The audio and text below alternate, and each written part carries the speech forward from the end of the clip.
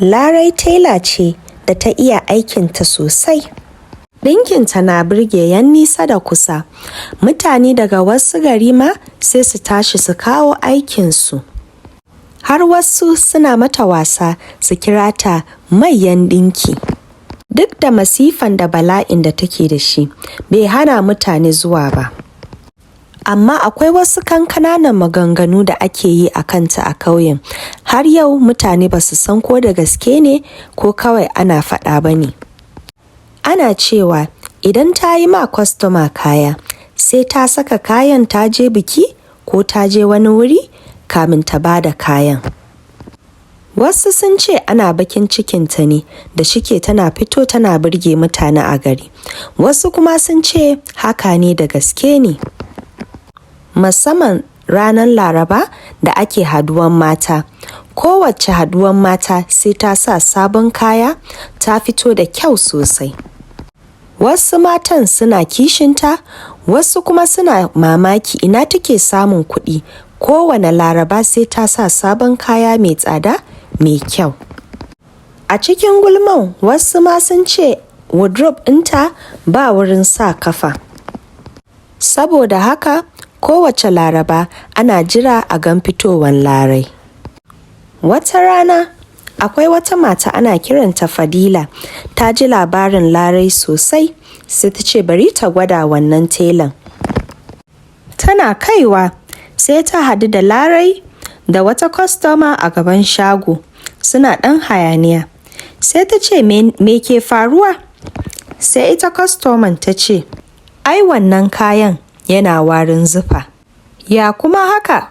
Fadila ta tambaye ta. Sai ta ce ita a ganinta Larai ta sa kayan nan. Jiba hammatan yana wari. Ita gaskiya ba ta yadda ba.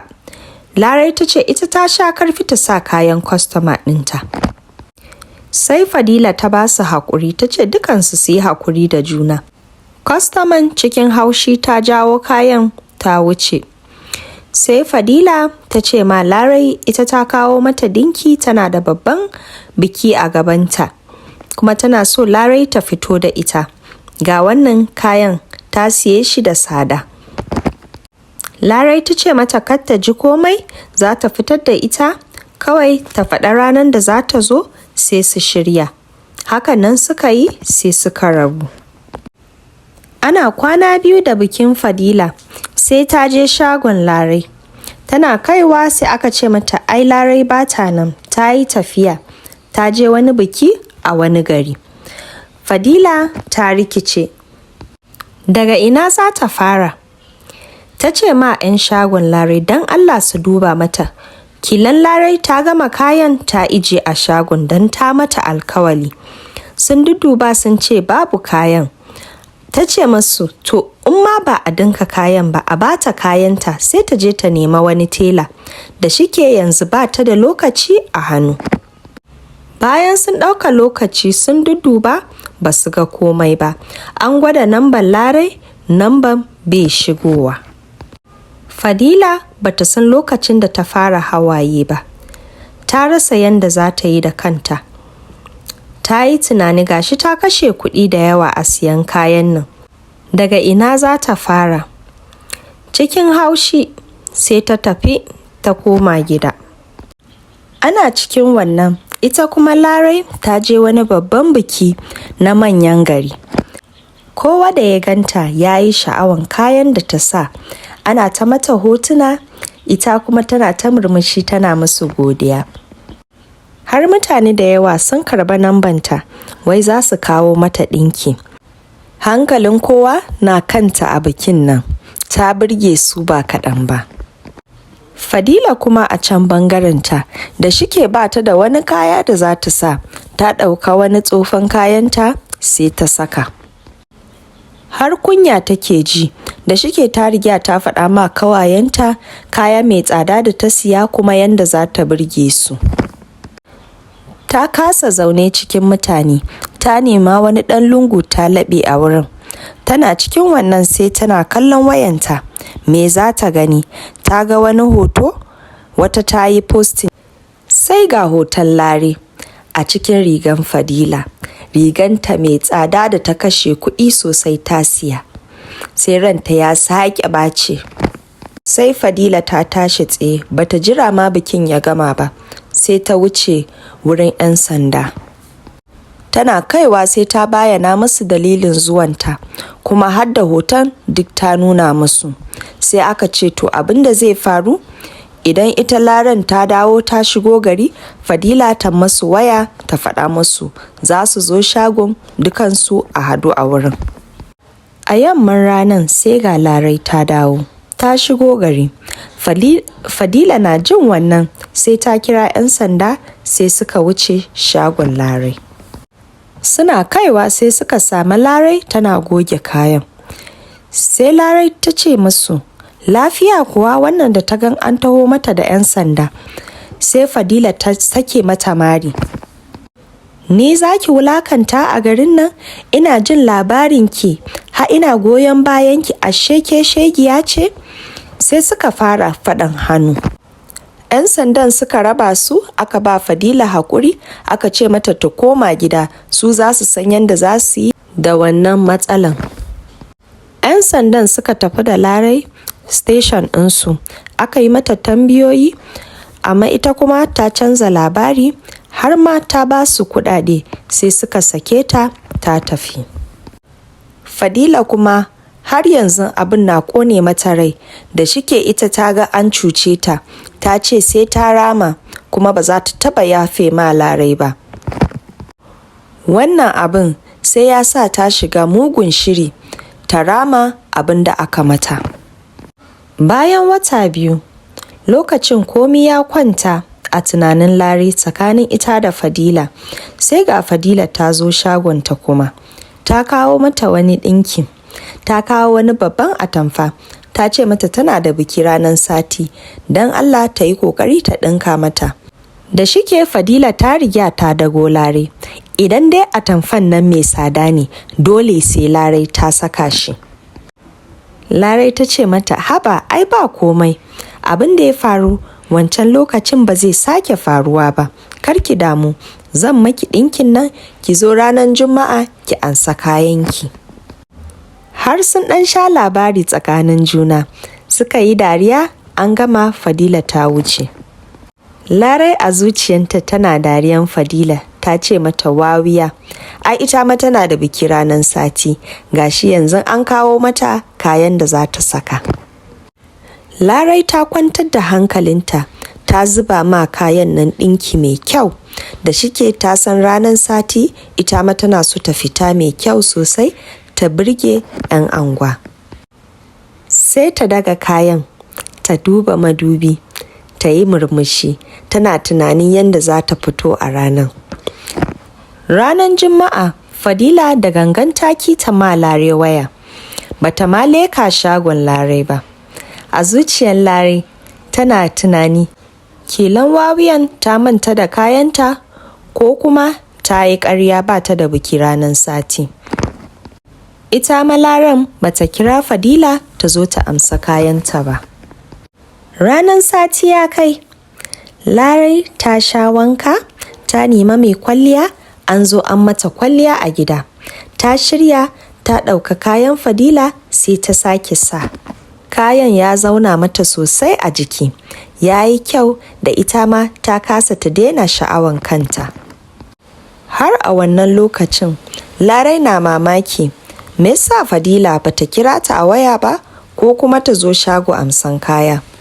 Larai ta zubar da tunanin nan sai ta wuce wurin bikinta.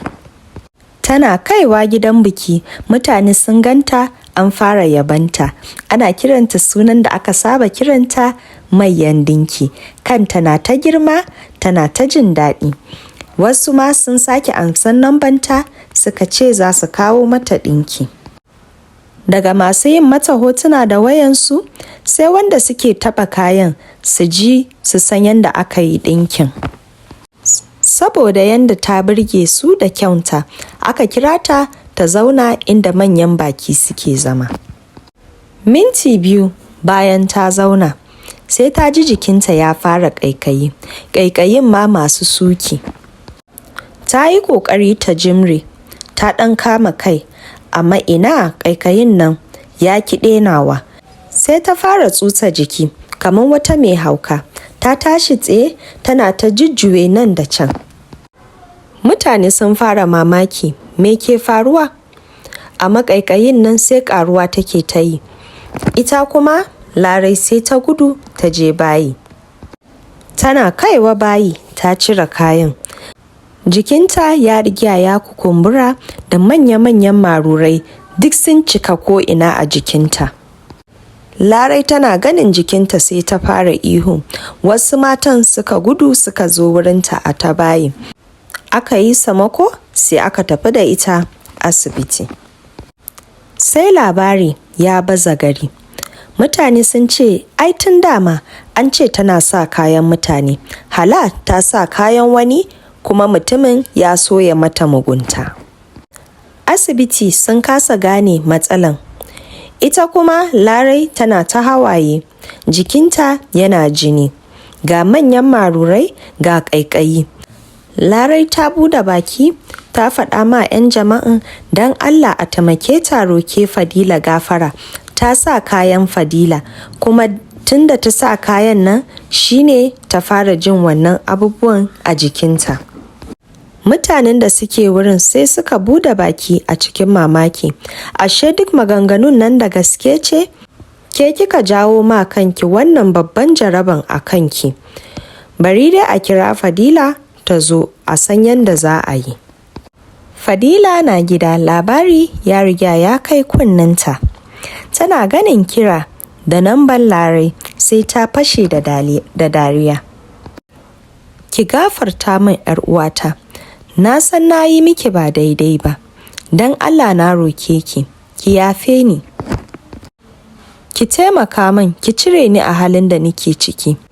Sai Fadila ta ƙara fashe da dariya, ta ja wani dogon tsaki sai ta kashe wayan. Ba da dadewa ba sai Fadila ta ji ana kwankwasa kofanta.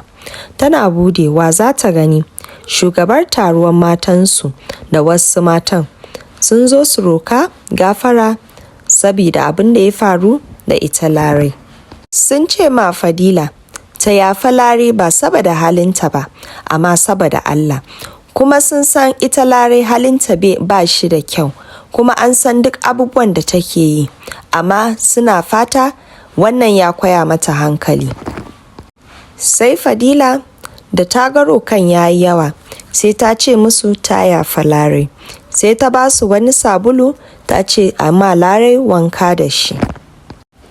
Ƙaiƙayin zai daina, amma su kuma maruran nan sai sun yi shekara 1 kamin su ɓace a jikinta. Haka ko suka yi. Larai ta ji sauki, amma maruran nan sun ki su tafi sun zauna a jikinta. A tun lokacin Larai ta koya hankali kuma bata sake sa kayan wata kwastoma ba ko kuma ta ma yi amfani da raguwan yadin kowa. A duk lokacin da ta kalla madubi sai ta tuna da Fadila kuma da banzan halin da take ta ma mutane. Larai ta zama tela mai saukin kai da hankali. Na gode maku da kuka saurare ni har ƙarshen labarin nan. Ku yi kokari, ku yi liking, ku yi commenting.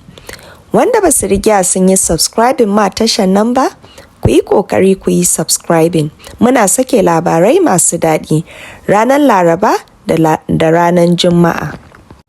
Wanda kuma tunda kun yi subscribing kun dawo, ina so ku san na gode sosai, ina kaunanku.